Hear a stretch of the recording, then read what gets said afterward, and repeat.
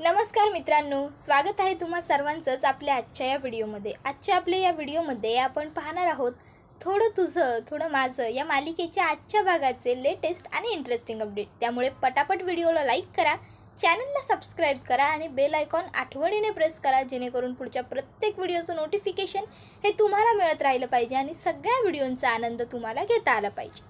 तर मित्रांनो, आजच्या भागामध्ये आपण पाहणार आहोत की कशा प्रकारे आता तेजस आणि मानसी एकमेकांना कोड्यातून आपलं मत सांगण्याचा प्रयत्न करत असतात, तर दुसरीकडे कशा प्रकारे गायत्री ही आबाचं मतपरिवर्तन करत असते आणि तिला घरच्यांच्या विरोधात जाऊन विनीतबरोबर लग्न करण्यासाठी भाग पडत असते। त्याचबरोबर तेजस कशा प्रकारे जादू आजीला मनवून मानसीबरोबर बोलण्यासाठी परवानगी मिळवतो, आबोला संपवण्याची परवानगी मिळवतो। चला तर मग मित्रांनो, जाणून घेऊया नेमकं आजच्या भागात काय काय आणि कसं कसं घडणार। त्यासाठी आपला व्हिडिओ शेवटपर्यंत आणि पूर्ण मात्र नक्की पहा, जेणेकरून तुम्हाला प्रत्येक गोष्टीचे अपडेट हे अगदी बेसिक पासून आणि व्यवस्थित मिळून जातील।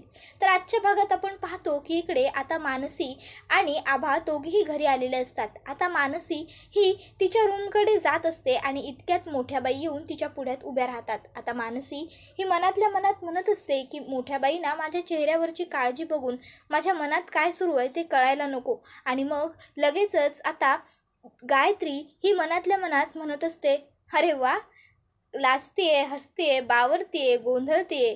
खरंच कोवळ्या हरणाची शिकार करण्यात जी काही मजा असते ना, ती मला आज नुकतीच कळते। वा, असं म्हणून ती आता मुद्दामून मजा बघत असते कशा प्रकारे मोठ्या बाईंना बघून मानसी घाबरलेली असते त्याची। त्याबरोबर आता मानसी मोठ्या बाईंना विचारते, मोठ्या बाई काय झालं, काही काम होतं का? त्यावर मोठ्या बाई म्हणत असतात, माझं काय काम होतं, तूच थांबलीस, तूच उभी राहिलीस, तूच बघतेस। त्याबरोबर मानसी म्हणते, मग मी आलेच, आणि लगेचच आता ती तिकडनं निघून जाते। त्याबरोबर मोठ्या बाईसुद्धा तिकडनं जात असतात, तर गायत्री मोठ्या बाईंना म्हणत असते, बघितलं तुम्हाला बघून कशी घाबरली, बघितलं ना? अहो, तुम्हाला सुद्धा हेच वाटतंय ना की ह्या मानसीने जिंकायला नको म्हणूनच तुम्ही ही परीक्षा वगैरे सगळं करताय ना?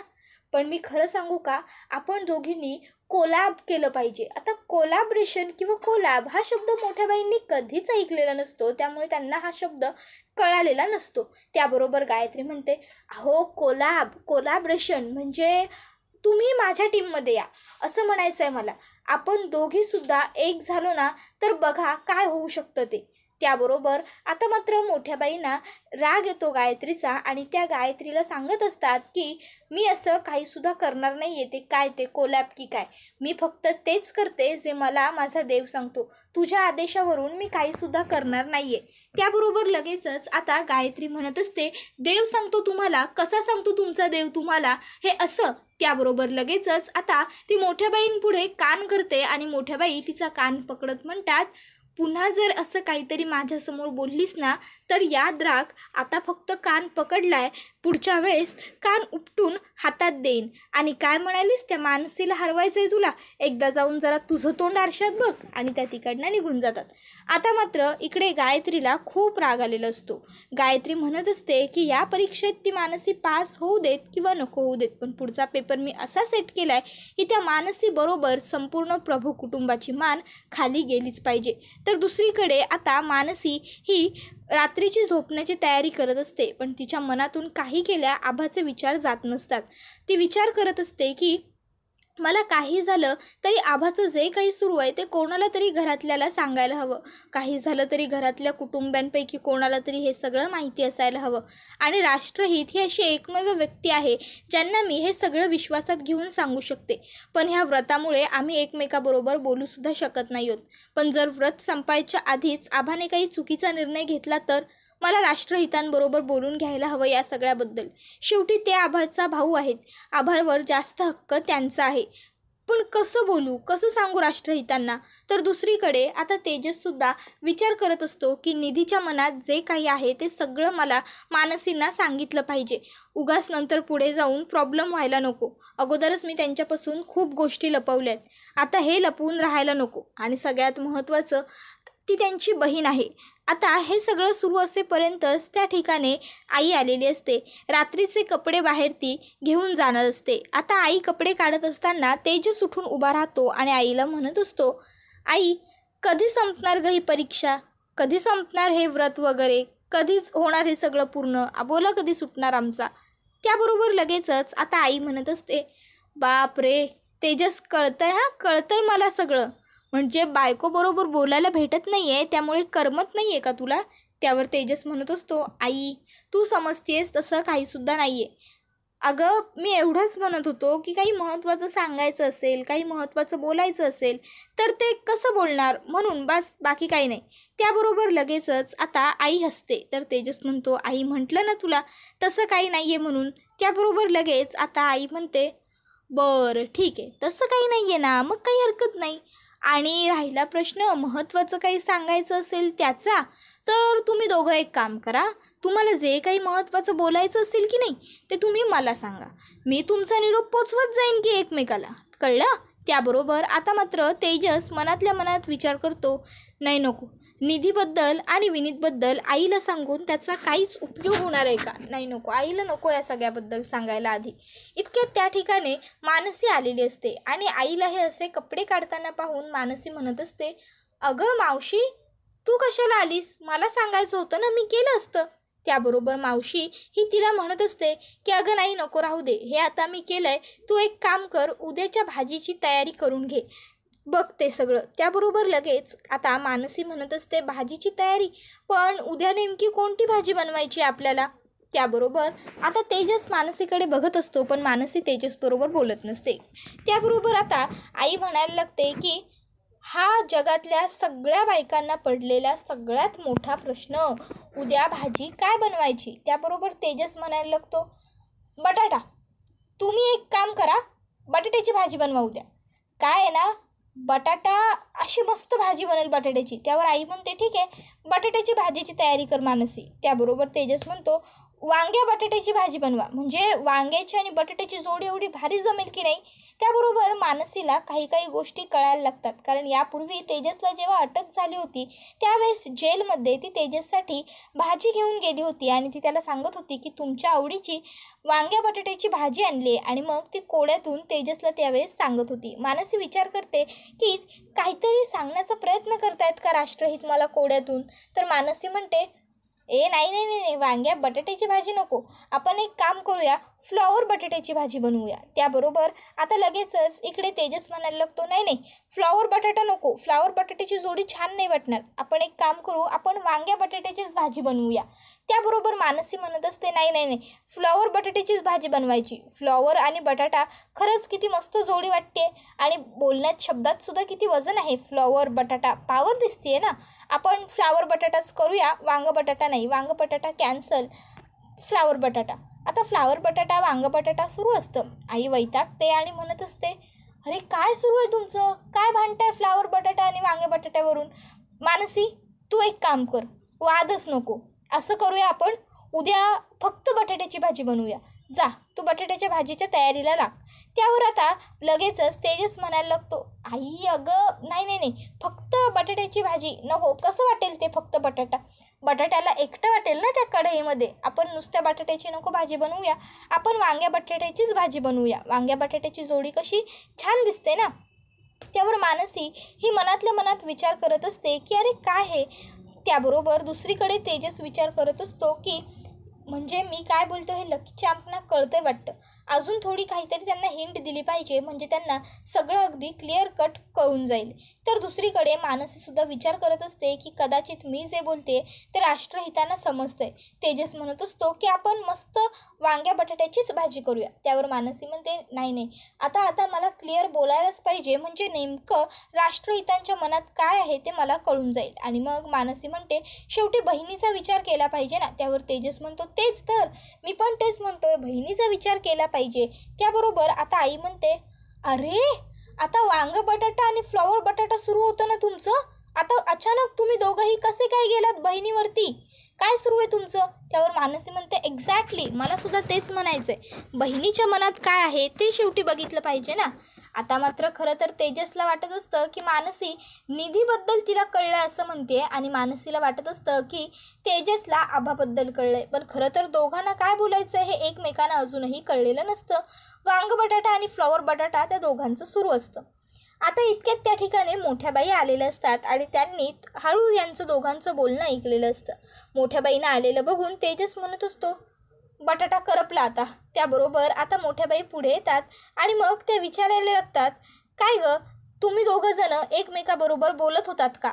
आता मोठ्याबाईंनी असा प्रश्न विचारल्याबरोबर तेजस आणि मानसी लगेचच म्हणतात, नाही प्लीज, खरंच शपथ नाही. त्याबरोबर आता मात्र मोठ्या आई त्या दोघांकडेही बघत असतात आणि मग त्या आईला विचारतात की तुम्ही दोघं इथे काय करताय? त्याबरोबर आई सांगत असते, अहो मोठ्याबाई, काही नाही, ते कपडे वाळवायला आलो होतो, आम्ही कपडे घेऊन जात होतो. त्याबरोबर मोठ्याबाई म्हणतात, बरं झालेत ना मग कपडे काढून? त्याबरोबर आई म्हणते, हो झालेत ना. मग मोठ्याबाई म्हणतात, जा मग आता घरात, रात्र वेळ झालाय ना, उशीर होतोय, झोपून घ्या. त्याबरोबर लगेचच आई ही मानसीला म्हणते, मानसी चल ग झोपायला जाऊयात. त्यावर मानसी म्हणते, हो आई. आणि मग मानसी आणि आई दोघीजणी आतमध्ये झोपायला जात असतात. तर मानसी जाताना सुद्धा म्हणत असते, फ्लॉवर बटाट्याची जोडी मस्त आहे, फ्लॉवर बटाटा परफेक्ट होईल. आणि मग लगेचच मानसी आणि आई दोघीही तिकडनं निघून गेल्यावर तेजससुद्धा झोपण्यासाठी त्यांच्या मागोमाग आतमध्ये जात असतो. मग मोठ्याबाई तेजसचा हात पकडतात आणि त्याला सांगत असतात, माझ्या पाठीमागे तुम्ही कोणतीही भाजी शिजवण्याचा प्रयत्न करू नका, कारण कोणती भाजी शिजणार नाही असं म्हणतात. आणि मग मोठ्याबाई हे आत निघून जातात. आता लगेचच तेजस हा इकडे विचार करत असतो, अरे किती दिवस हा अबोला टिकून राहणार? नाही, आता ना मला हा अबोला सोडवायचाच आहे, आमच्या दोघांचा काही करून मला हे सर्व गुंता सोडवायचंच आहे. चला आता मी जातो आणि जादू आईला विचारूनच टाकतो. त्यावर नंतर तो म्हणतो, नाही नको. जादू आईला समजावतो, लाडीगोडी लावतो. आणि मग आता तेजस हा मोठ्याबाईंना लाडीगोडी लावण्यासाठी तिकडनं आतमध्ये आलेलो असतो. तर दुसरीकडे आता गायत्री ही आभाचं मनपरिवर्तन करण्याचा प्रयत्न करत असते. ती आभाला म्हणत असते, आभा अगं काय विचार करतेस तू एवढा? जर घरच्यांना तुला सपोर्ट करायचा असता तर त्यांनी पहिल्या वेळेसच केला नसता का? पहिल्या वेळेस बघितलंस ना तू, किती घरात गोंधळ झाला होता, किती राडे झाले होते विनीतमुळे. फक्त संशय आला होता तेव्हा एवढा प्रॉब्लेम झाला होता. आता घरचे सपोर्ट करतील असं वाटतंय का तुला? त्याबरोबर आभा रडायला लागते. मग मानसी तिच्याकडे येते आणि म्हणते, आभा ऐक माझं, रडू नकोस. हे बघ, आपण आजच्या आज या सगळ्यातून काहीतरी तोडगा शोधून काढूयात ना. आणि मग ते एका वकील साहेबांना कॉल करते. आता आभा रडत असते. गायत्री तिला सांगते, शांत हो. आणि मग ती फोनवरती बोलत असते, हॅलो नमस्कार वकील साहेब, मी गायत्री बोलते. आणि मग ती म्हणते, दोन बालिक मुलं आहेत, त्यांना एकमेकाबरोबर लग्न करायचं आहे. त्यावर पुढे ती विचारते, ते कोर्ट मॅरेज करू शकतात का? वकील साहेब विचारतात, त्यांचं वय सांगा. मग ती सांगते, मुलीचं 21, मुलाचं 25. करू शकतात का लग्न? वकील साहेब म्हणतात, हो बेशक लग्न करू शकतात, फक्त साक्षीदार आणि नवरा नवरीची गरज आहे. त्याबरोबर ती विचारते, पण जर त्यांनी पळून जाऊन लग्न केलं किंवा कोर्ट मॅरेज केलं तर त्यांच्या घरचे काही ऑब्जेक्शन घेऊ शकतात का? काही करू शकतात का? त्याबरोबर वकील साहेब सांगत असतात, नाही, घरचे काहीच करू शकत नाही, कारण त्या दोघांनीही स्वतःहून लग्न केलेलं आहे. उलट ते दोघंही घरच्यांच्या विरोधात पोलीस कंप्लेंट करू शकतात, मग घरच्यांनाच अटक होईल. त्याबरोबर हे ऐकून गायत्री लगेच म्हणते, हो नाही, एवढे कुठे तुम्ही पुढचं बोलताय वकील साहेब, असं नको. बरं क्लिअर झालं आहे मला सगळं, ठेवते. आणि मग ती फोन कट करते. त्यानंतर गायत्री आभाला म्हणत असते, काळजी करू नकोस, मी आहे ना तुझ्याबरोबर, टेन्शन नको घेऊस. अगं तू तर फक्त लग्न करायचं बोलतेस. तेजस आणि मानसीने तर घरच्यांच्या विरुद्ध जाऊन घरात लग्न केलं. आता पहिली सुरुवातीला नाटकं केली, पण नंतर सासूबाई आणि नानासाहेबांनी स्वीकारलंच ना त्यांना. तसंच तुम्हाला सुद्धा स्वीकारतील, जावई बापूंचे सुद्धा खूप लाड करतील, आता जसे मानसीचे करतायत अगदी तसं. काळजी करू नको. आणि मग गायत्री, मी आहे तुझ्यासोबत असं म्हणत आभाला जवळ घेते. खरं तर हे सगळं ती मुद्दामून करत असते, जेणेकरून आभाने काहीतरी चुकीचं वागावं आणि संपूर्ण प्रभू कुटुंबांची मान खाली जावी. तर दुसरीकडे आता विचार करत असतो तेजस की कसं जादू आजीला मी म्हणू.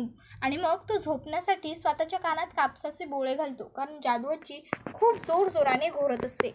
आणि मग तेजसला मन मात्र लागत नसतं. तो विचार करतो की मला जादू आजीला मनवावंच लागेल लकी चार्म बरोबर बोलवण्यासाठी. त्यानंतर आता तो येतो आणि जादू आजीचे पाय चेपायला लागतो. आता तेजस पाय चेपत असताना जादू आजी त्याला डोळे उघडून उत्तर देत म्हणते, अरे तेजस, नको चेपूस माझे पाय, चेपून झिजून जातील रे. त्याबरोबर तेजस म्हणत असतो, अगं जादू आजी असं काय करतेस, चेपू देत ना मला थोडे तुझे पाय, तेवढंच मलाही थोडं पुण्य मिळेल, बाकी काय. त्याबरोबर जादू आजी त्याला विचारते, मघाशी काय भाजी शिजत होती रे तुमची? तेजस आता मनातल्या मनात म्हणत असतो जादू आजीला निधी आणि विनीतच्या नात्याबद्दल सांगून काय उपयोग. मग तो म्हणतो, नाही काही नाही जादू आजी. त्यावर जादू आजी म्हणते, मी स्वतः बघितलं. त्यावर तेजस हा मनात विचार करतो की जादू आजीला विनीत आणि निधीबद्दल सांगायला नको, नाहीतर हे निधीला सुद्धा काहीतरी व्रत वगैरे करायला लावेल. मग तो म्हणतो, अगं ते लकीचा आमचा वाढदिवस आहे ना उद्या. त्यावर लगेच पुढे मोठी बाई म्हणत असते, हो का, म्हणजे तुला त्यांचा वाढदिवस साजरा करायचा आहे का? तो तर दरवर्षीच येत असतो. त्यावर तेजस म्हणतो, अगं हो, वाढदिवस दरवर्षीच येतो गं, पण या घरातला त्यांचा हा पहिलाच वाढदिवस आहे. आणि सगळ्यात महत्त्वाचं, त्यांनी आजपर्यंत आपल्या घरासाठी खूप काही निस्वार्थीपणे केलं आहे. माझ्यासाठी सुद्धा बऱ्याच गोष्टी केल्यात. आणि हा त्यांचा पहिला असा वाढदिवस आहे की ज्या वाढदिवसाला त्यांचे वडील नाही आहेत. त्यांचे वडील वारल्यानंतर हा त्यांचा पहिला वाढदिवस आहे. आणि म्हणून मला वाटत होतं की उद्या त्यांना त्यांच्या वडिलांची उणीव भासू नये, म्हणून खरं तर मी त्यांचा वाढदिवस आपण चांगला सेलिब्रेट करूया असं म्हणत होतो. पण तू तर मला त्यांच्याशी बोलण्याची परवानगीच देत नाही आहेस ना. उद्याचा दिवस विश केलं तर चालेल जादू आजी, प्लीज. त्याबरोबर मात्र आता जादू आजी 1-2 मिनटं विचार करते आणि तेजसला म्हणते, ठीक आहे, विश कर. त्याबरोबर तेजस खूप खुश होतो आणि म्हणायला लागतो, येस, अबोला संपला. आणि तो छान खुश असतो. त्याबरोबर मोठ्या बाई म्हणतात, नाही. त्यावर तेजस हा मोठ्या बाईंकडे आश्चर्यचकित होऊन बघायला लागतो आणि तो त्यांना म्हणत असतो, अगं आता तर म्हणालीस ना की अबोला सुटला म्हणून विश कर आणि आता लगेच असं. त्यावर मोठ्या बाई ह्या तेजसला सांगत असतात, अबोला इतक्या सहजासहजी सुटत नसतो तेजस. त्याबरोबर मात्र तेजसच्या लक्षात आलेली असते ही गोष्ट, पण तरीसुद्धा आता मानसीला उद्या आपल्याला बड्डे विश करता येणार या गोष्टीमुळे तेजस खूपच जास्त खुश झालेला असतो. त्याला खूप आनंद झालेला असतो. आणि मग काय, तेजससुद्धा जाऊन आता झोपतो आणि मोठ्या बाईसुद्धा आता झोपून घेतात. आता दुसरा दिवस उगवलेला असतो. आजच्या दिवशीच मानसीचा वाढदिवस असतो आणि मानसीला विश करण्यासाठी तिचे एक नात्यातली व्यक्ती आलेली असते. आता मानसी ही तिला सांगत असते की हळू बोल, मी घरातल्या कोणालाही माझ्या वाढदिवसाबद्दल काहीसुद्धा सांगितलेलं नाही आहे. माझ्या सासरच्या मंडळींना माझा वाढदिवस आहे आज ही गोष्टच माहीत नाही आहे. आता ही गोष्ट ऐकल्यावरती ती व्यक्ती मानसीला विचारायला लागते, अगं असं काय हे? त्यावर मानसी म्हणत असते की हो, मी खरं सांगते, कोणालाच माझ्या वाढदिवसाबद्दल काही माहीत नाही आहे. आणि मग हे ऐकल्यानंतर आता ती व्यक्ती ही मानसीला विश करते. तर दुसरीकडे आता तेजस हा घरातल्या प्रत्येक व्यक्तीला सांगत असतो की आज लकीचा आमचा वाढदिवस आहे. आता हे ऐकून घरातल्या सगळ्यांनाच खूप आनंद होतो. तर आबा म्हणत असते, काय आज मानसी वहिनीचा बड्डे आहे? त्यावर तेजस तिला म्हणतो, हो, आज त्यांचा वाढदिवस आहे आणि आपल्याला तो थाटामाटात साजरासुद्धा करायचा आहे. पण ही गोष्ट त्यांना कळता कामा नये. आणि मग वाढदिवसाचं छान प्लॅनिंग सगळे घरचे मिळून करतात. आता त्यानंतर मानसी ही सासूबाईंच्या पाया पडते. आता लगेचच त्या तिला म्हणायला लागतात की अगं आज वाढदिवस वगैरे असल्यासारखी अशी नमस्कार का करतेस? पण आता मात्र मानसी काहीच बोलत नसते. खरं तर आईनं सगळं माहीत असतं, पण तरीसुद्धा त्यांना काहीच माहीत नाही आहे असं दाखवण्याचा त्या प्रयत्न करत असतात. फक्त घरातल्या सगळ्यांना टेन्शन आलेलं असतं की उगाच आईने मानसीसमोर काही बोलायला नको. त्यानंतर आता मानसी ही तेजसच्या पुढ्यात येऊन उभी राहिलेली असते आणि ती मनातल्या मनात म्हणत असते, राष्ट्रहित मला माहीत आहे, तुम्ही माझा वाढदिवस विसरूच शकत नाही, तुमच्या लक्षात माझा वाढदिवस नक्की असणार. तर तेजस हा मानसीकडे बघत असतो आणि मनातल्या मनात म्हणत असतो, लकीच्या पाहून नका ना माझ्यासमोर अशा उभ्या राहू, नाहीतर मला तुम्हाला विश करावं लागेल, मी राहू शकणार नाही तुम्हाला विश केल्याशिवाय. त्याबरोबर हा एपिसोड तर इथेच संपतो, पण व्हिडिओला लाईक आठवणीने करा, चॅनलला सबस्क्राईब करा आणि बेल आयकॉन प्रेस करायला विसरू नका. मित्रांनो, तुमचा एक लाईक हा आमच्यासाठी खूप महत्त्वाचा आणि मोलाचा असतो. तुमच्या एका लाईकमुळेच आम्हाला पुढे अशाच छान छान व्हिडिओ बनवण्यासाठी मोटिवेशन मिळत असतं. त्यामुळे प्लीज पटापट व्हिडिओला लाईक करा, चॅनलला सबस्क्राईब करा आणि बेल आयकॉन आठवणीने प्रेस करत चला, जेणेकरून पुढच्या प्रत्येक एपिसोडचं नोटिफिकेशन हे तुम्हाला मिळत राहील. पुढचा व्हिडिओ येईपर्यंत टाटा, बाय बाय आणि धन्यवाद.